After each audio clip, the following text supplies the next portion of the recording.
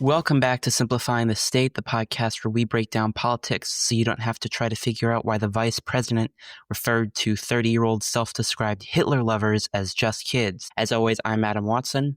I'm Nicholas Perrin. And I'm Drew Garfinkel.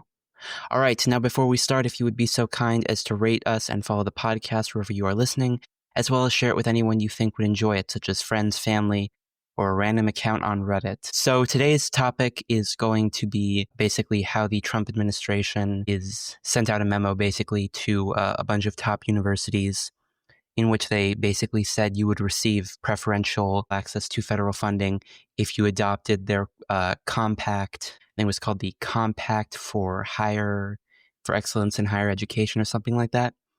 Yeah, Nicholas, do you kind of anyone want to kind of talk about what they think about that?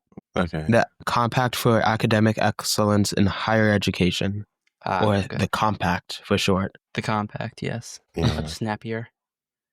So out of 9 universities that the compact was sent to, I believe, was it 3 of them who've declined thus far? So Brown, none have MIT, accepted? far, I saw it was MIT, Penn, Brown, and University of Virginia were the ones I saw last night. I think USC also declines. USC.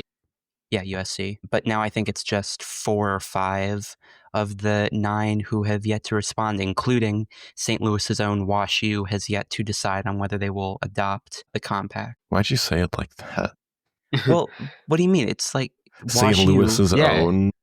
Yeah, it's Stop giving in trouble. dude. It's the All right. It's in St. It's Louis. it's We kind of own the it. biggest university in St. No. Louis. You So sound I so agree with proud how of he it, said it, though. because There are also A lot like of other people- Washington universities. There's like University of Washington, George Washington University. Just the way you said it made it sound like You're just you being were... a hater, man. You're just being a Yeah, he's hater. just yeah, hating. I'm a hater. But, That's like, what it is. also a good amount of people from Clinton are going to go. Like Well, they're last going to apply. I mean, year was like, Isn't I it like think 18? 14, something like that, 14 to 18. yeah, something like that. People It was went. like, So yeah. this decision could impact us, when we Yeah. go to college, if this goes through. No, we are all going to WashU. Trust. Yeah, no, I'm Yeah, going to go to we're not all Pyongyang Nepo University. babies. Okay. I'll see. WashU wants us all, bro. All right. Yeah. Yeah. So, Drew, what do you think about like the impact, like the implications of the compact? So there are a bunch of different implications. The first one I think is, and the biggest one is the fact that it says universities would have to keep their campuses neutral when it comes to social and political issues. So what kind of impact do you think that could have on the students if the universities are to accept this compact, basically? How can their accepting that impact the students and their First Amendment rights and all that stuff? I have a pretty lukewarm take on that. I think they should be able to protest. It's our First Amendment that we can do that. Great. Nicholas, what do you think? I mean, for that alone, would affect them somewhat had they accepted, but it would also lead to some legal trouble down the line for the university if they actually go to enforce that. And we've already seen that some police have cracked down on protests on college campuses, most of which I think they were mostly peaceful, but some of them turned to minor vandalism, I think, in the worst case. But yeah, I mean, it won't be good for free speech or the university if they accept, which is why none of them have accepted so far. But what are some of the other aspects of the compact that could affect the universities? Yeah, so what I saw basically was it requires them to define sex as between male and female, so basic binary choice. There was that we talked about the campuses have to remain neutral on social and political issues. They have to cap international undergraduate admittance at 15%.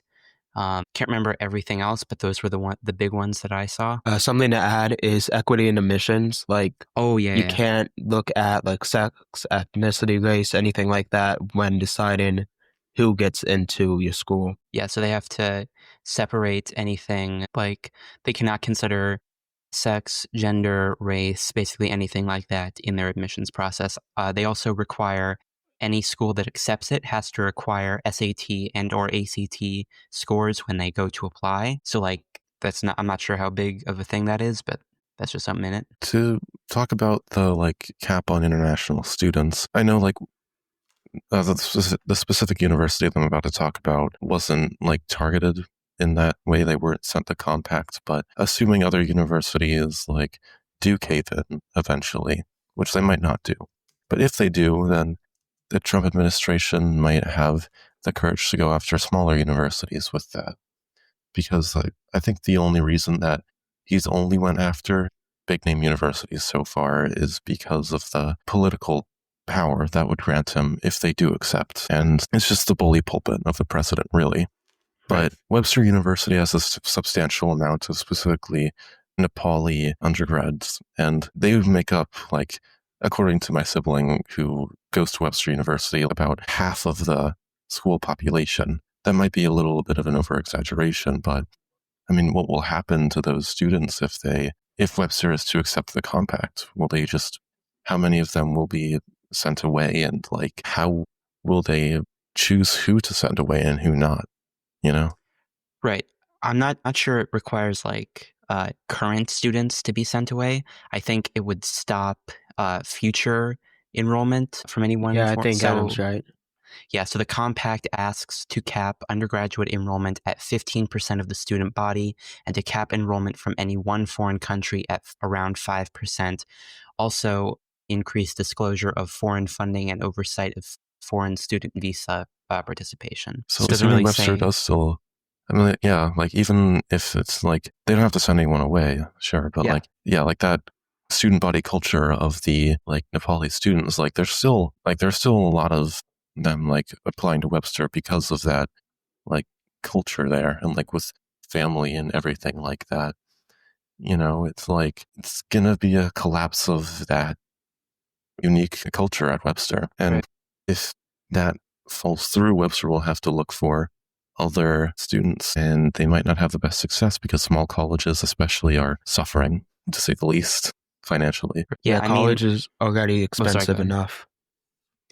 Yeah, and I mean, I also think there's another big thing, which is the autonomy that colleges should have when it comes to what goes on their campuses. Obviously, I think there should be some degree of oversight, but that's what the Department of Education is, or sort of was, before it was basically disassembled. But that was basically what it was for.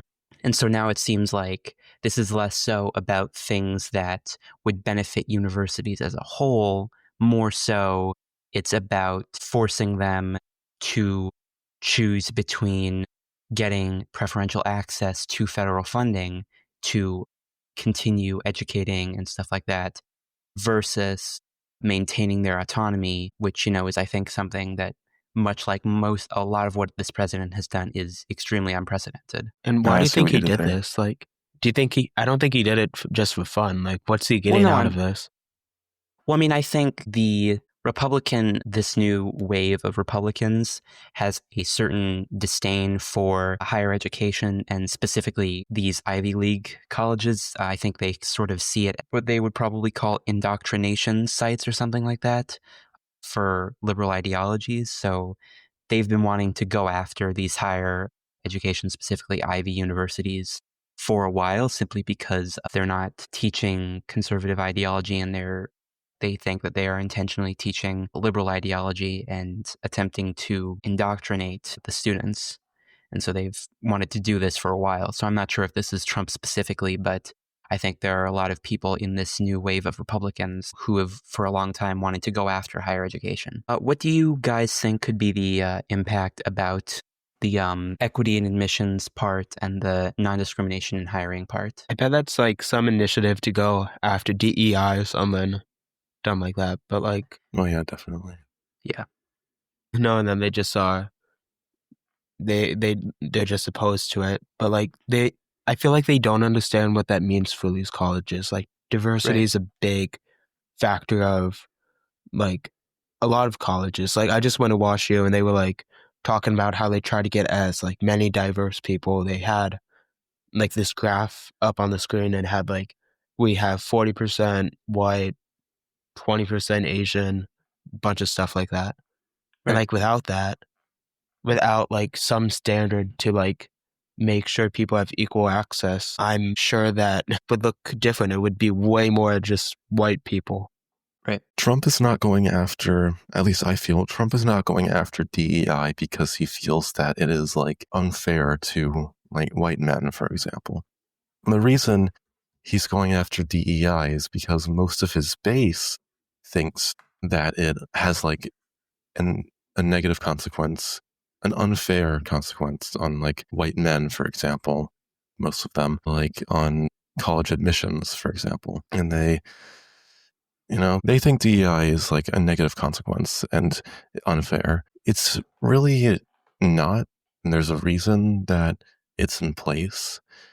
But I don't believe Trump himself believes that it is meant to like give an unfair representation of like the diversity in the United States, I guess. Yeah, I agree. I think DEI does what it does. Like, it does what it set out to do, and it makes it so people have access to education or jobs they potentially wouldn't because of, like, things out of their control. And I think the only reason that Trump is going after DEI like this is because it's politically beneficial for him. I don't think he would do this otherwise.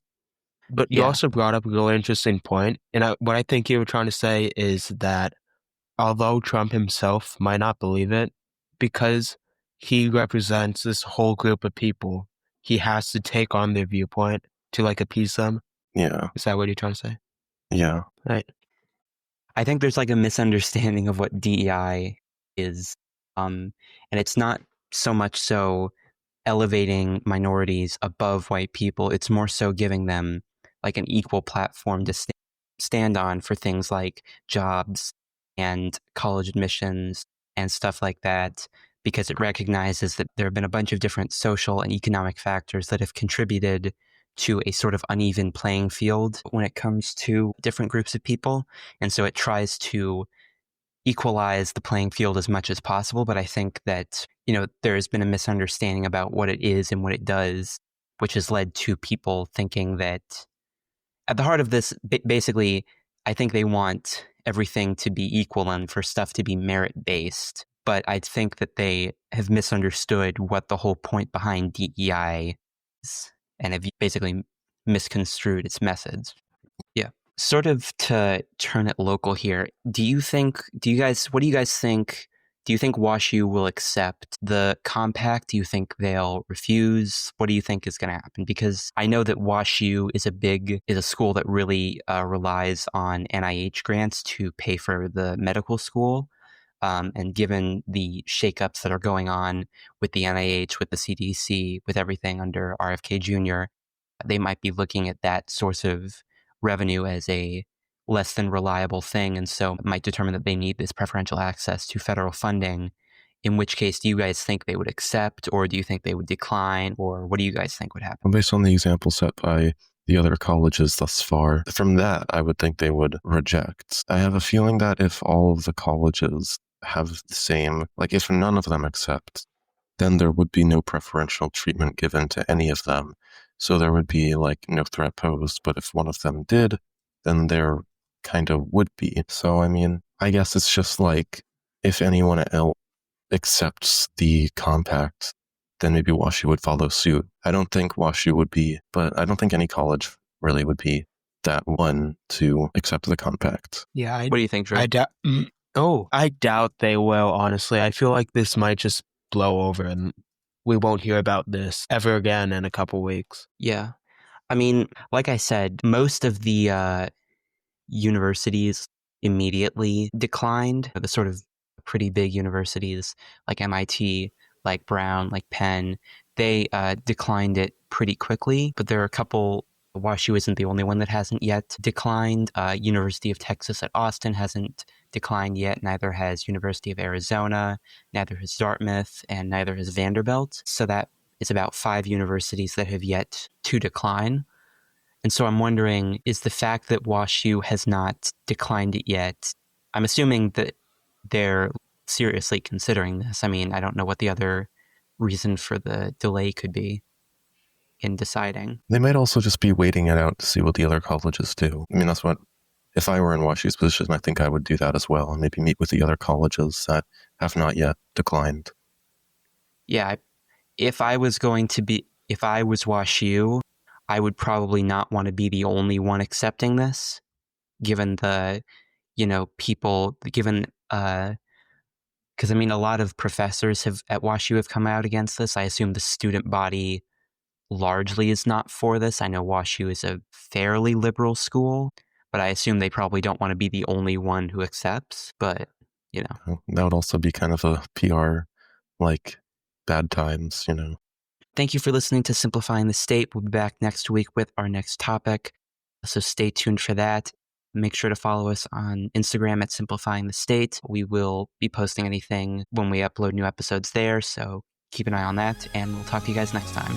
Yep.